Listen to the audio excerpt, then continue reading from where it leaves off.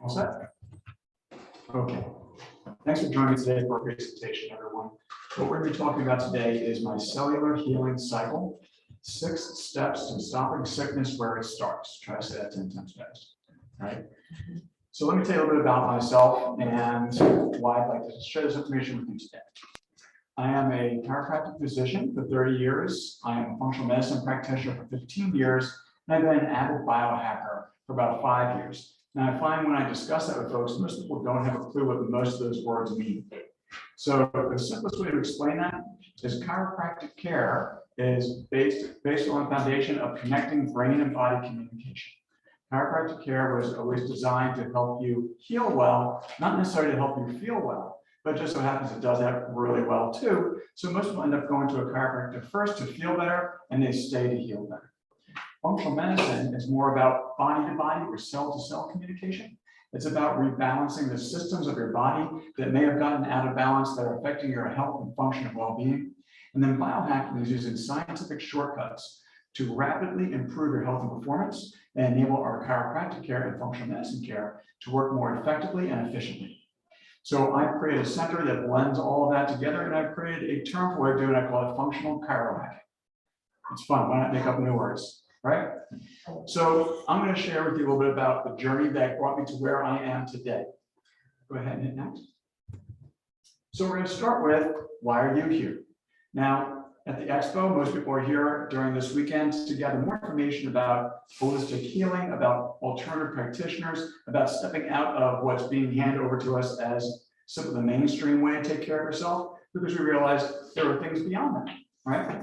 And I'm here for a very particular reason. And if you don't mind, I want you to think about why you're here while I share with you why I'm here. Okay, next. I'm here. Oh, you went too far. One back. I'm here because of this cutie, and I'm talking about her, not me. And the reason that you know this is a really old picture, not just because it's grainy, but look, I had hair. Right? This is Linda. This is when we first met. I was 17, she was 15. Linda quickly became the love of my life. Go ahead and hit the next slide. Fast forward 10 years later, and this is Linda with our daughter, Caitlin, right? And it was right around this time that we thought we had the perfect little life, right? We had an older son, just a year and a half older than Caitlin, so we had one boy and one girl. We had moved from New York City, where I used to practice, down here to Richmond, Virginia, where the grass was greener most of the year. We had a house with white picket fence and a dog in the yard. Couldn't get much better, right? And the year was 2001. And right around September 11th, 2001, anybody remember what happened in this country? Right? We can't forget that. Because on a horrific day, our world was turned upside down, right? Well, about a month later, around the same time this picture was taken, our world was turned upside down, because that's when Linda was diagnosed with breast cancer, maybe. And the reason I say maybe is because she had a lump in her breast that we knew was there for 10 years, and she always had fibrocystic breasts. So it wasn't really anything that was surprising, but it finally got biopsied. And that biopsy got sent to 3 different labs. And one said it was invasive breast cancer. One said it wasn't cancer at all. And one said it was cancer, but not invasive. What do you do with that information? So at the time, they convinced her to have surgery to remove the lump, which seemed prudent. But they also convinced her to do radiation therapy, which was against my best wishes, but it was not my life, right? So I supported her, and she went ahead and got that radiation therapy. Next slide. Here we fast forward 10 years again. And this was when we found out that that radiation therapy Linda had received created a second cancer called angiosarcoma. And she may or may not have even ever had breast cancer, but she definitely had angiosarcoma created by the radiation therapy. And angiosarcoma is a very rare, extremely aggressive cancer. And we were told at the time that we had found something wrong. Actually, my dog found it first. And he pointed it out to us. And we then continued to say there's something not right here, but they refused to acknowledge it and do a further biopsy for a full year. And by the time they did, they said, yes, it's angiosarcoma. Yes, it was caused by the radiation we gave you. And yes, you have about 2 months to live. At that time, we found out that that was the most aggressive cancer, one of the most aggressive cancer there was, and about 90% of people would be dead within 3 months. Go ahead, next slide. And here we are about 3.5 years after that. So Linda far outlived the expectations at this point. And in this picture, you might notice, if you look, she's using a walker. And that's because I started to dive deep when we got that initial diagnosis. When we got told she had 2 months to live, I said, thank you very much for your opinion, but that's all that is. That's your opinion based on your experience. Well, we're not going to have the same experience as you, and we're going to explore what we'll call alternative therapies. And I started studying the cellular mechanisms for what creates cancer in the first place. What goes wrong? What can we do about it? How can we turn around? Can we turn around? And in my studies, I traveled around the country studying with different doctors to learn more about this. I found out that there are some fundamental commonalities between what causes cancer and every other chronic disease that's killing most people in America. Heart disease, stroke, diabetes, dementia and Alzheimer's, any of 150 autoimmune dysfunctions, let alone leading things like depression and digestive disorders and eczema and everything else you can think of. One thing they all have in common, chronic cellular inflammation caused by chronic toxicity. That toxicity can come in the form of diet or chemicals, it can come in the form of toxic emotions and energy. There's lots of things that can create changes at the cellular level. And we've heard a lot of speakers this weekend all talking about energy, right? And you're going to learn, and I'm going to speak to you tonight also a little bit more about energy and how that ties in, and what I've learned about what has to be done beyond that as well. The reason she's using a walker right here is because just a week before that, Linda was walking across the parking lot to my son's graduation ceremony, and her leg snapped in half because the cancer was in every bone in her body. In this picture, I'm on one side, he's on the other, and we're holding her up from behind so she can stand up in the picture. Go ahead and fast forward then. Here's my dog again by Linda's bedside while she was in the hospital. Linda did better and better under the formulations that we created for her, the protocols we created, and she dramatically improved the quality and quantity of her life. However, at one point, everything changed. We had just had a cookout where her friends had come down from New York that she hadn't seen in a bunch of years. We had a wonderful weekend. She went into the living room to sit down while I was doing the dishes, and she suddenly started screaming uncontrollably. And when I went in the room, her eyes were wide open, but she couldn't see me. And she was in incredible pain. And what had happened was the cancer was throughout her body, it was in every bone in her body except for 2 vertebrae. She had 7 tumors in her liver. She had a tumor in her clavicle so large she could rest her head on it. And this was incredibly painful. As cancer expands a bone, imagine your bone stretching until it snaps. How painful would that be? That was happening on a daily basis. And she was on a cocktail of incredible narcotics to control that pain. And her brain reached a point of saturation and just said, I'm no longer going to accept this, and cut that off. It's called a central nervous system rejection. And she immediately felt all the pain hit her at once, and she snapped. And so she was screaming uncontrollably, could not see me. I rushed her to the hospital. It took 2 weeks to get her pain just under control. And that's when this picture was taken. And this was the day before she died. So I made her a solemn promise when she was fully conscious right before she died, that she would not die in vain. And that I was going to take the lessons I learned from helping her and learn more and help people earlier and not let them go down the same path she did, so that her harrowing experience would lead to, hopefully, an evolution in the way we treat the body and the way that we treat ourselves. Next. Go back one more time. Okay, that's fine. That's good. Yeah, I'm going to go forward. So ultimately, what I learned from Linda's experience is that we all live and die at the cellular level. All health and well-being starts with ourselves, and all illness starts with ourselves. And ultimately, if you save your cells, you save yourself. It's really that simple. Now, the tricky part is how do you save yourselves? That's what I'm going to show you today. Go ahead and click again. Okay, I'm losing myself, sorry. Get a little emotional when I talk about that. So what are we talking about here? Well, obviously we know that we're talking about cancer. But what are some of the other common chronic cellular diseases? As I mentioned before, autoimmune diseases. There are over 150, including hypothyroidism. About 80% of hypothyroidism is autoimmune. Cancer of any kind. Cardiovascular diseases like stroke and heart attack, diabetes, dementia, depression, digestive disturbances, and the list goes on and on. Next. So my question now is, why are you really here? Do any of you suffer from any of those problems or know someone who does? Right? Who doesn't? These are the top killers in America. We all know someone who is suffering with one or more of those disorders. And typically it's more than one, right? We see people who have heart disease and diabetes and obesity, digestive disturbances and depression. We see this all the time because they're all connected. And they're all connected at the cellular level. Next. So I'm going to share with you now the culmination of what I've learned in working with my wife and the past 7 years since her death. I call it the Cellular Healing Cycle. And there are 6 steps to stopping sickness where it starts. Next. The first step is intention. You have to get your mind set on healing, because as you've probably heard from the speakers, or you already know on your own, your mind is a powerful thing. You absolutely can think yourself sick and you can think yourself well. And there's no guesswork involved with that. That has been proven over and over through many scientific studies.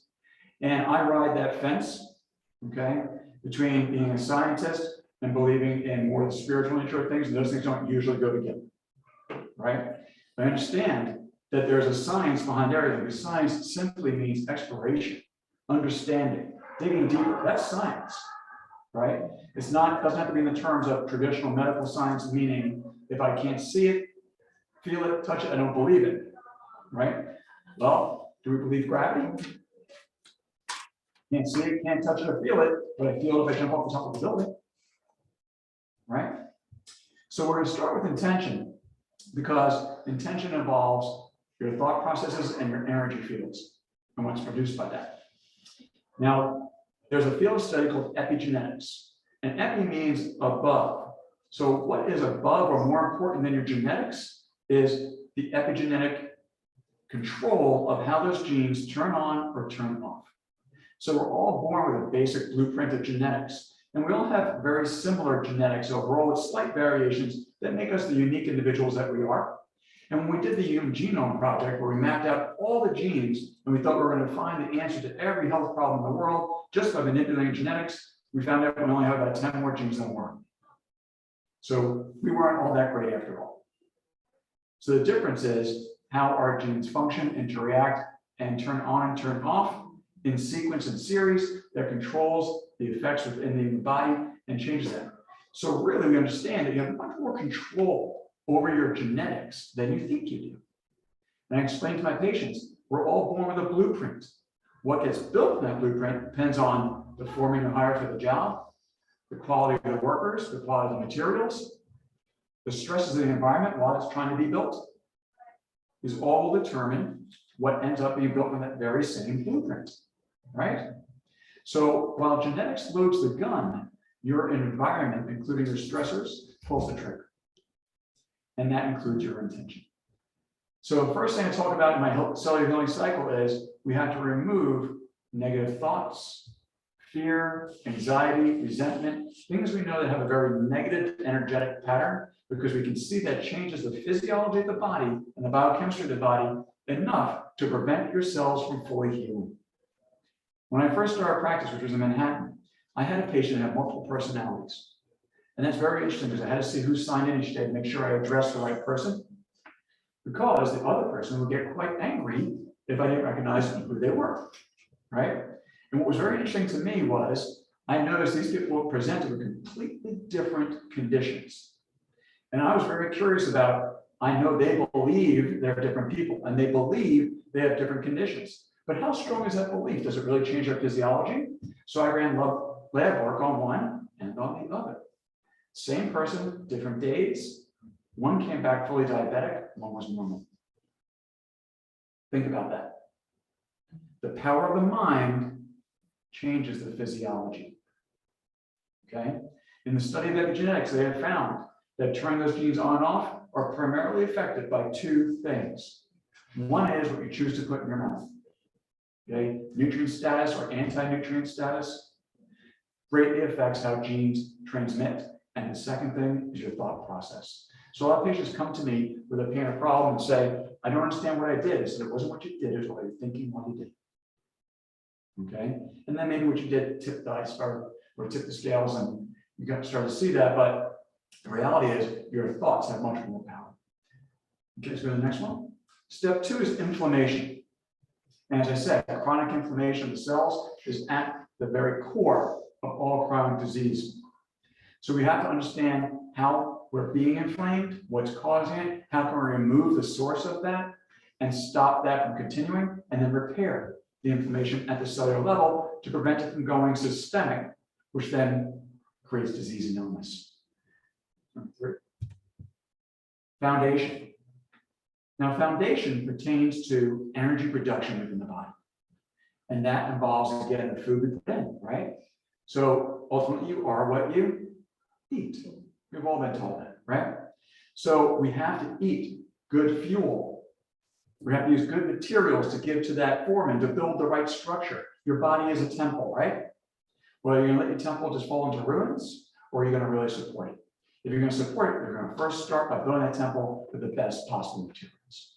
And the beautiful thing about it is we get a second chance every day.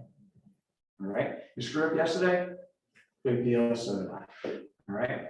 But try better today, and try better more often than you don't, or else you're going to end up with a problem. Okay? So, foundation, nutrients in. But it's not just what gets in your mouth. Where does it go after that? You're not only what you eat, you're what you eat, absorb, assimilate, become bioavailable. So you can put the good things in here, but if digestion isn't working well, we've got a problem. You can digest and break it down, but if there's inflammatory blockage at the cell level so the nutrients can't get in, we have a problem, right? Now, we know that fuel and the source of food is not the only source of energy we have. What else do we need to use for energy to survive? Oxygen.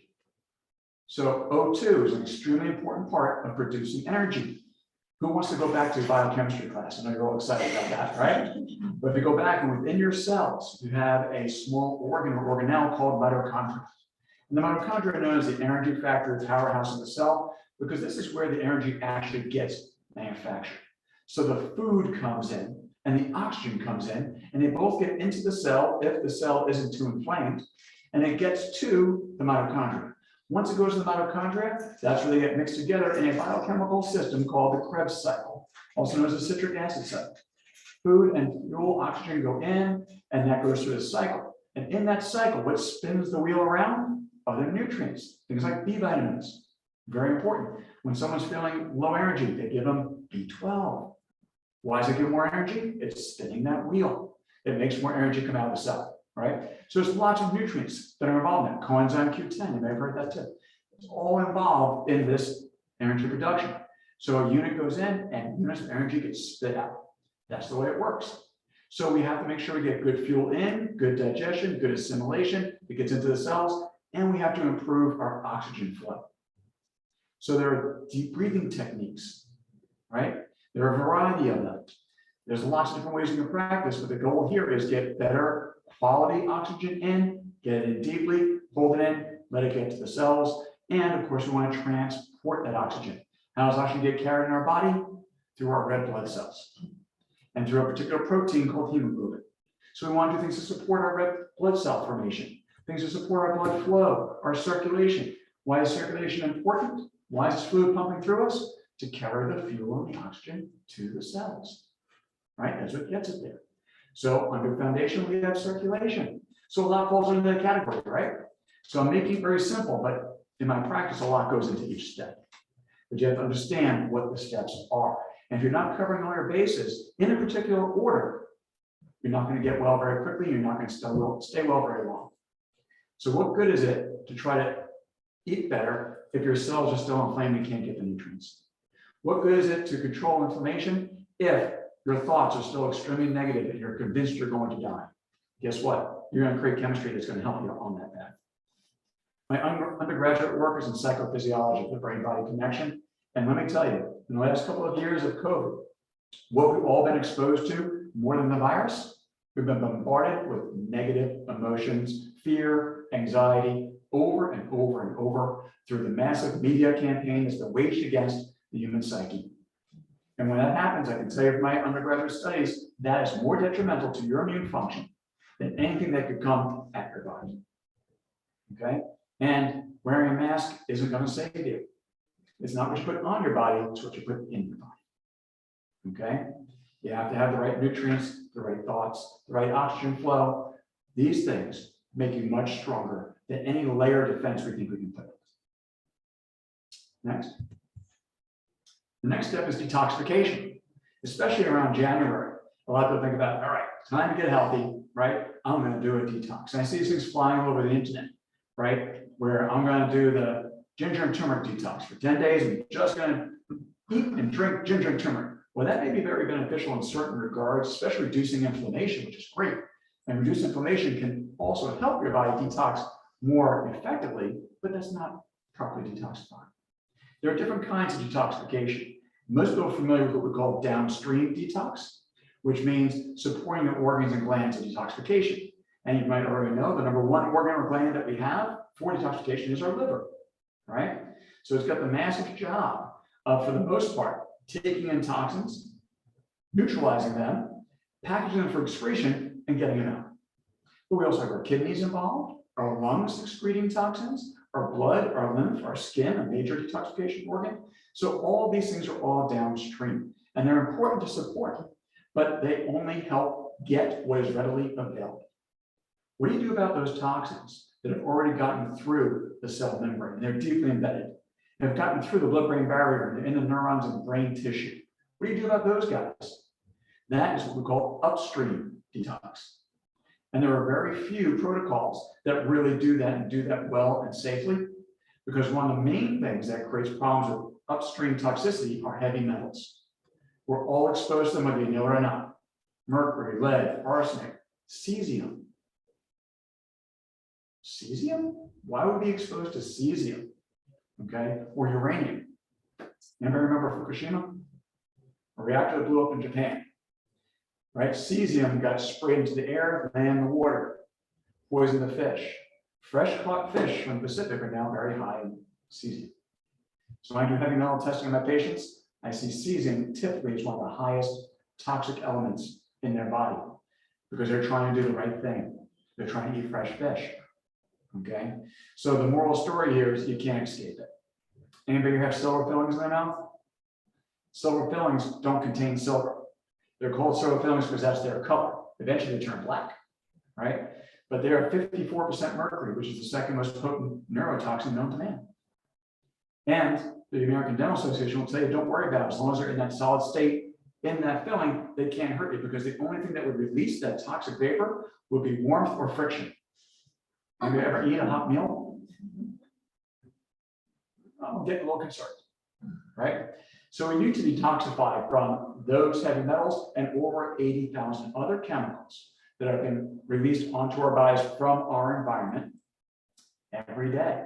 And you have to do it in a certain way that should be safe. So with the my detoxification protocols, I have created something called a complete cellular detox that controls both downstream and upstream detoxification. It takes a minimum of 8 weeks. Now, nothing wrong with supporting that lower downstream. This month, I encourage my patients to do a 10-day detox jumpstart to clean up the junk drawer from the holidays, or do a little bit deeper 30-day detox, which I'm right now on day 20 of myself right now, because I do my complete cellular detox in the middle of the year. I begin the year with a little bit of a more gentle thing. I'm still getting over those blues, right? Now, it's very important. If you don't detoxify at the right time in the cycle, you will become more toxic. Because if you release all these stored toxins that your body stored because it couldn't handle their processing in the first place, and you have not prepared your energy systems to handle that onslaught, you've not controlled the inflammation, you don't have the correct intentions and energy flow, you're going to release the toxins and they're going to get circulated around your body and create more damage. So that's when people say, I did detox, I feel like I had the flu. Guess what? You didn't do it right. Next. Next is restoration. Restoration is about rebalancing imbalanced organ and glandular systems. So when we start having cellular dysfunction and we start to become ill, cells come together to form tissues. Tissues come together to form organs and glands. Organs and glands become systems. Systems become you. When it becomes the systemic level, it's typically when you get a symptom. So by the time you don't feel well, or something is raising its ugly head to say there's something wrong here, that process started well before that. Think about the case of cancer. My wife's case, she was exposed to the radiation energy that created that cancer. That took 10 years to materialize to the point that we could see something, that we said something's not right. Her body was dysfunctional for 10 years, but it has snowballed to get large enough for us to see. How many people feel heart disease forming? Not until the damage is done, right? They say the first sign of 75% heart attacks is you drop dead, right? Not good. So we have to protect ourselves and look for ways to prevent this and look for ways to take care of ourselves well before we have the symptom. Waiting for the symptom to occur and then treating yourself is a failed model. And that is the traditional Western medical model, which is why it's great at crisis acute care, but it's absolutely horrible at healthcare, right? And don't get me wrong, I have incredible respect for the brilliant physicians we have in our American medical system, because if I'm having a heart attack, take me to the hospital and do what you have to do to get me stabilized, but then get me the hell out of there as fast as possible so I can get back to correcting whatever it was I missed. Okay? So keep that in mind. Don't just wait until the oil light comes on and the engine ceases to change your oil. All right? Next. The last step is regeneration. So once we've gone through correcting the imbalances in the system, we've gone through healing the cells. We allow better nutrients in, better waste out. We allow the cells, which have receptors on their surface, like antenna coming off the roof of a house.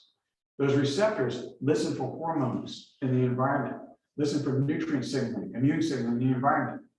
And when those are working properly, that's when the body is able to get proper signaling back and forth between body and brain, which also happens to run partially through the spinal cord, which is where chiropractic comes in, right? Remove any interference to that system. And when you have a clear, open communication superhighway, and receptors are getting the signals and sending information back, everything is balanced, and we maintain something called homeostasis, right? Harmony in the body. Now, when we're in that state, does that mean we'll never have a symptom? No, because symptoms indicate there's an action taking place. Symptoms do not equal sickness. Let me give you another example of that. Let's say that we all shared a lunch here today, and we all went home in the evening, and I started to feel horrible. I broke out into a sweat. I started to throw up. I started to have diarrhea. So I called my friend who ate the same meal I did. And I said, hey, I think that food was bad. I'm feeling really ill. And my friend says, no, I feel great. I'm going to bed. I'm sorry you feel bad, but call me in the morning. Don't wake me up again. In the morning, I get through it, and I call up my friend. And this time, my friend's wife answers the phone, and she's crying. I said, what's going on? She said, he never woke up this morning. They said he died of food poisoning his body didn't reject. Okay, so think about that. We both ingested a poison. I had lots of symptoms. He had none. Who was sick and who was healthy? My body did what it was supposed to do to get that poison out. That is health. His body did nothing. He went to sleep comfortably and never woke up, because that botulism is a neurotoxin, destroys the nervous system. Okay, so you can't rely on symptoms to tell you if you're healthy or tell you if you're not. They're just an indicator that there's an action taking place. You have to be proactive. You have to stop guessing and start testing. You have to actually find out what's going on in your body in order to be proactive and preemptive of these problems. Now, I'm here to present and share information. I'm not here to sell you anything at all, but I am here to offer my services, my guidance, my expertise. So I do want to tell you what I do in my office. Go ahead and go next. My office is called Advanced Health Restoration Solutions. And I know it's a mouthful, but I sure every word is important, right? It's advanced because it goes beyond the norm. It's not just feel better, it's heal better. It's health restoration. And if you have a problem, I have a solution. Okay? And that is a combination of 3 unique healing arts. As I said, it's chiropractic care, functional medicine, and biohacking, so functional chirohacking. And that's what we offer right out here at our office out in Patterson Avenue. Next one.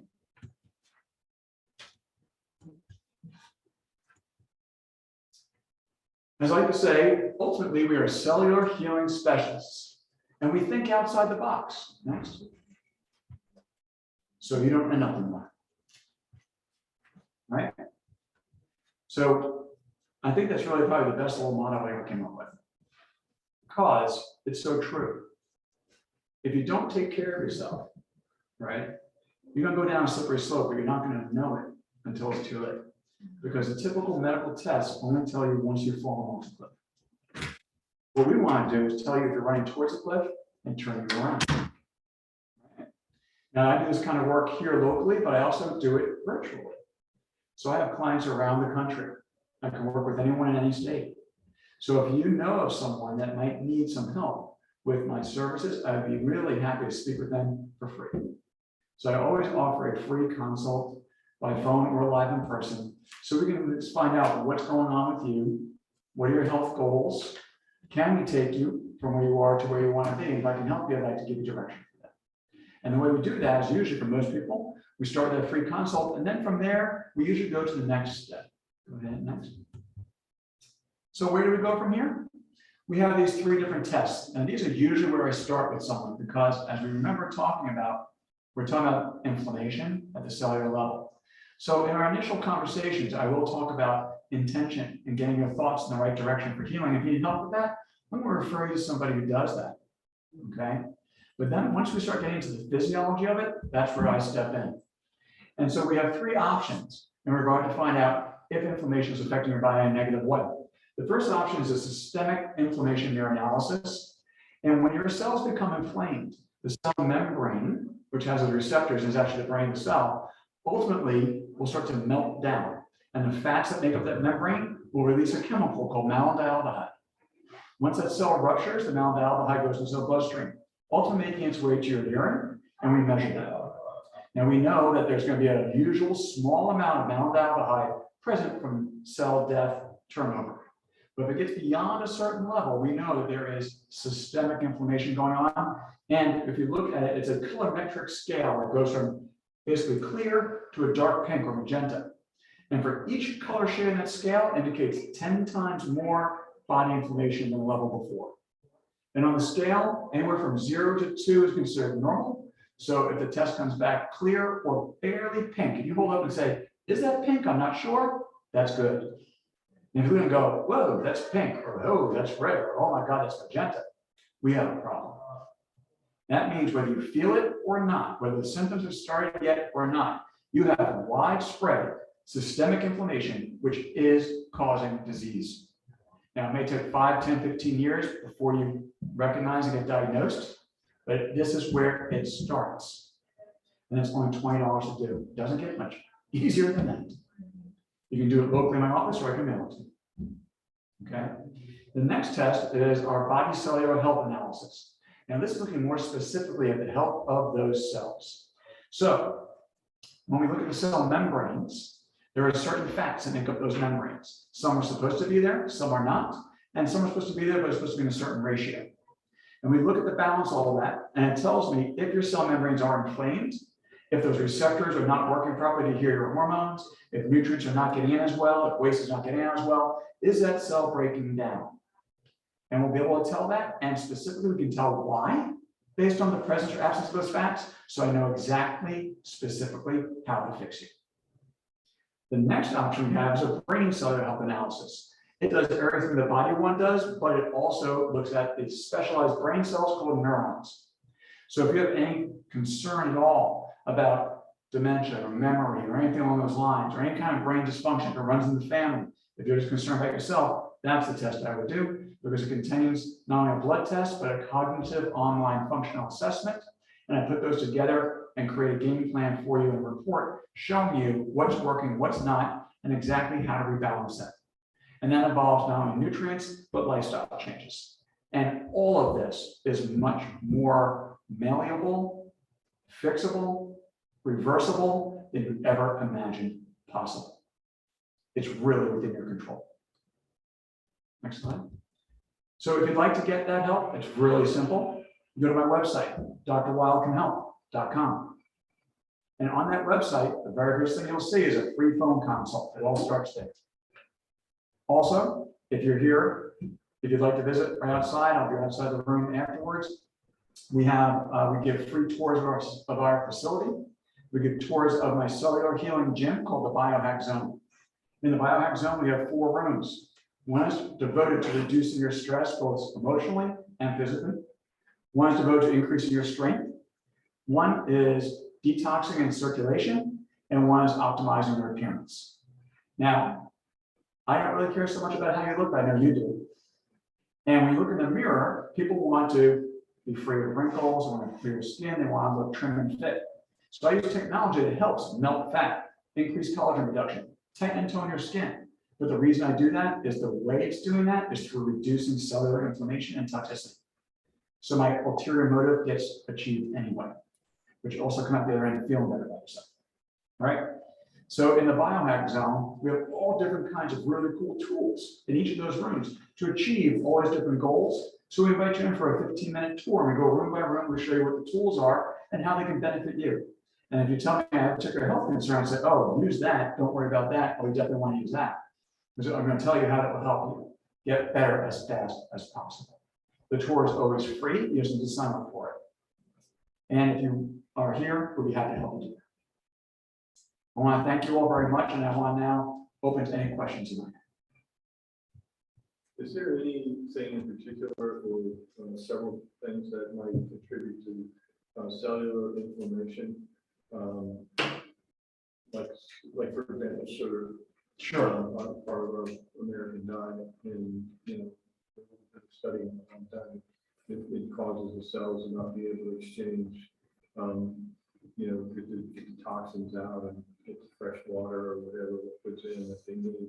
Right. Is that something that you see or you believe is a big part of cellular inflammation, or are there other candidates that are higher on the list? So sugar is probably number 1, right?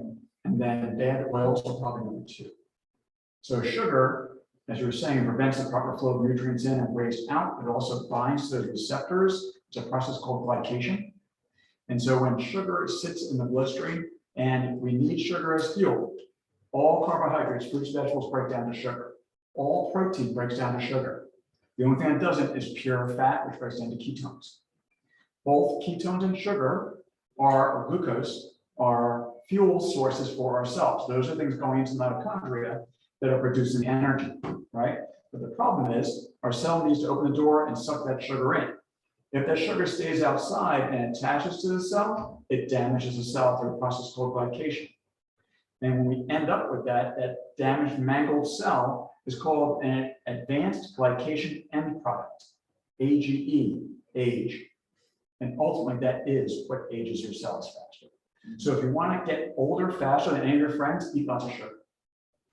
That's the fastest way to do it. Okay? So sugar is number 1 in its many forms, right? So if I do a test on someone and that comes up with a high sugar content or it comes up with a high inflammation content, I'm going to recommend they remove all sugar from their diet, including any source of sugar, any simple carbohydrates, any grains. Grains convert faster to sugar in your bloodstream than any other food we eat. 2 slices of organic whole wheat bread convert to more sugar and faster in your bloodstream than a can of Pepsi. Most people don't realize that. So it has to do with how quickly it becomes the sugar in your bloodstream, how much it causes an insulin spike, how we have a reactive cortisol spike, which is an inflammatory hormone, and these things start to affect us negatively biologically. So it's really important to keep that sugar down. So I said, cut out all sugars and all grains. It's step 1 of my, what I call my basic cellular healing diet, right? Bad oils. What are bad oils? Well, some we know, vegetable oil, bad. Everybody knows vegetable oil is bad. I hope they do, right? But how about soybean oil? How about canola oil? These are both bad. Canola is today's version of margarine, right? It's genetically modified oil. We also have other bad oils, sunflower oil, safflower oil, right? Then we have corn oil, cottonseed oil, all bad. All of these block those cell membranes, okay? We also have trans fats, which are oils that we have then forced a hydrogen molecule onto, called hydrogenation or partial hydrogenation. And that makes the shelf life much longer. That's why a Twinkie can last 20 years or whatever it is, right? And still be the same. So we want to avoid these foods because things like trans fats take a very long time to get out of your body. They have a half-life of 51 days. So that means you eat the French fries today in that vat of French fry grease, which is producing trans fats, right? And when you consume that, it takes 51 days in an optimally functioning body to get half of that out. And then another 51 days, get half the remaining half. Then another 51 days, get half of the half of the half. So it takes about a year for the French fries you eat today for that oil to leave your body. That means don't eat out much because the restaurants are going to use those oils. Right, so you have to be careful and you have to ask.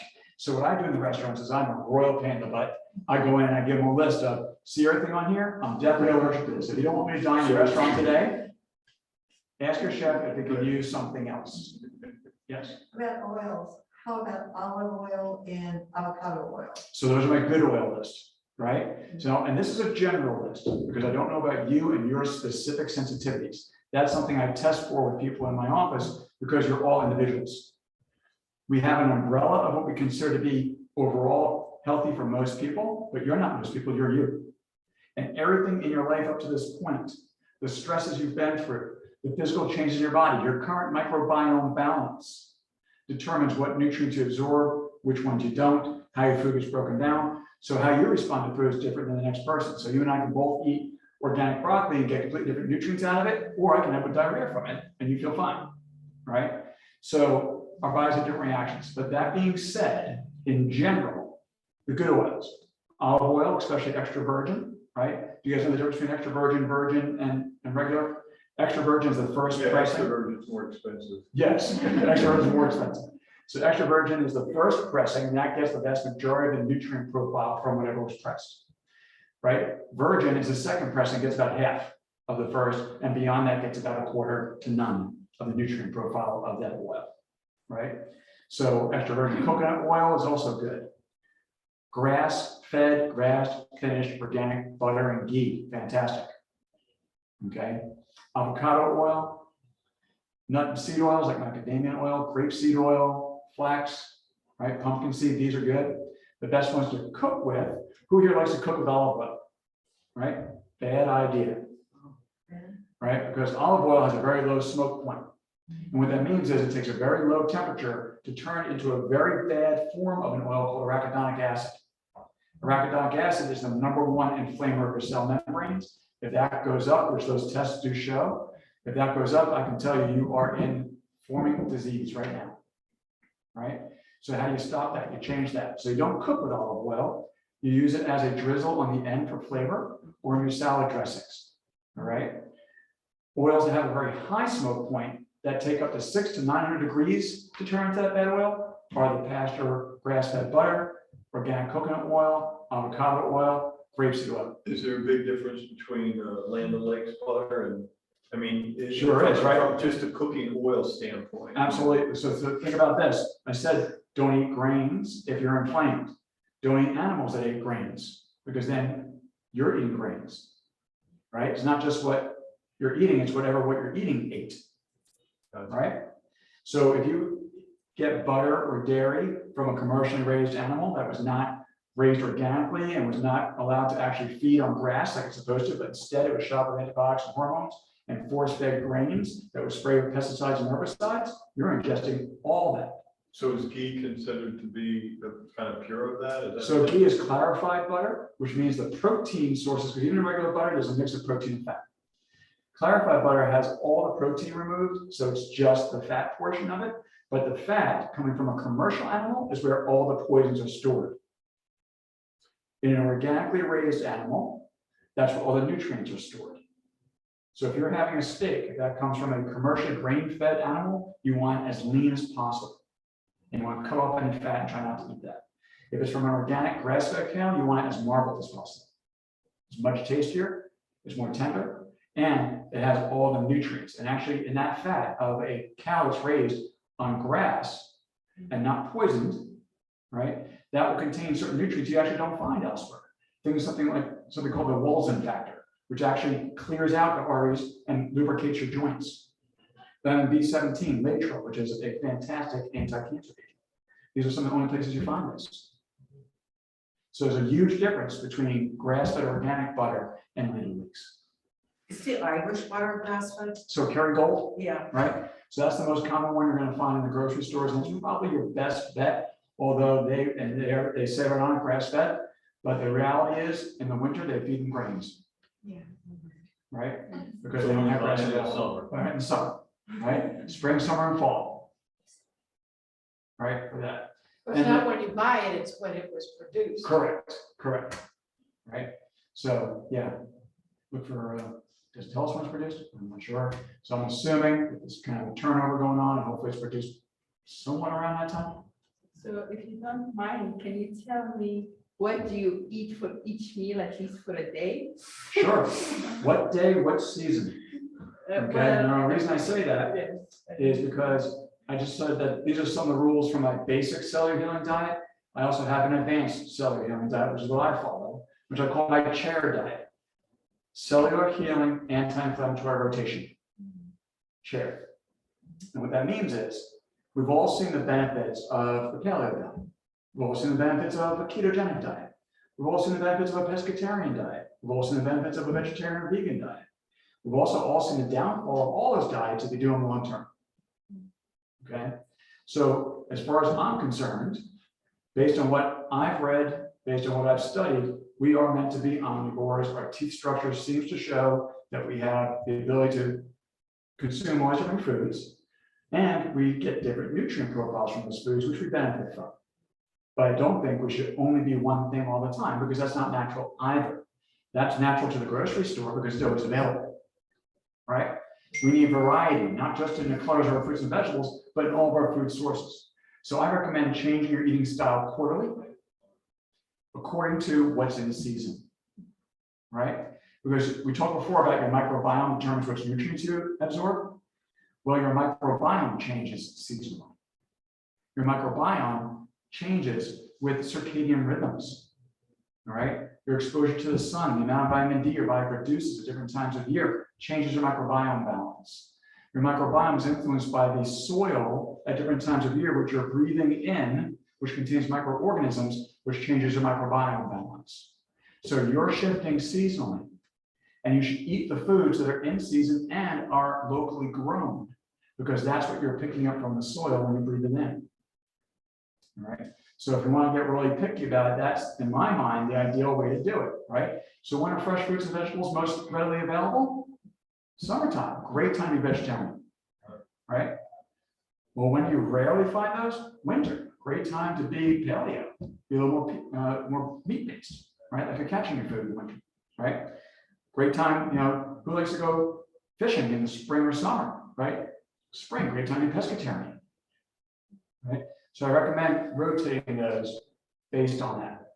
It's also one of the reasons why you might go traveling and you get sick, like Montezuma's Revenge in Mexico.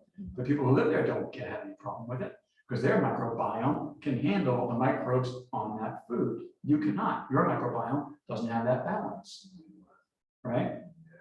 So we should eat according to where we live. The Mediterranean diet is great for people who live in the Mediterranean, all right? And what I mean by that is those specific foods, they will do best with.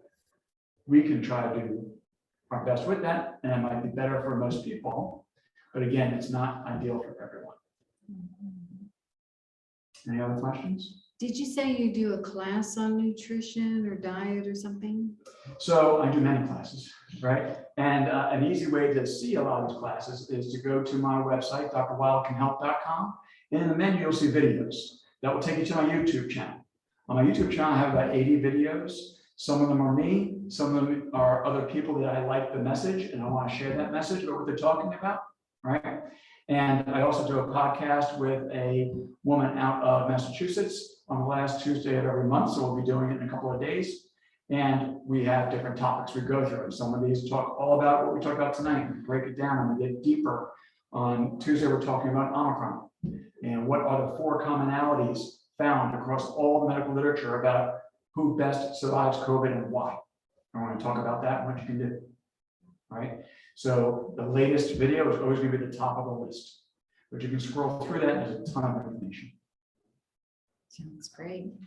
Do you differentiate? I know you talked about butter and different oils to cook with. It just made me think, is there much differentiation in water, in the source of water in these? There is, and the biggest thing I tell people is your water must contain electrolytes to truly hydrate you.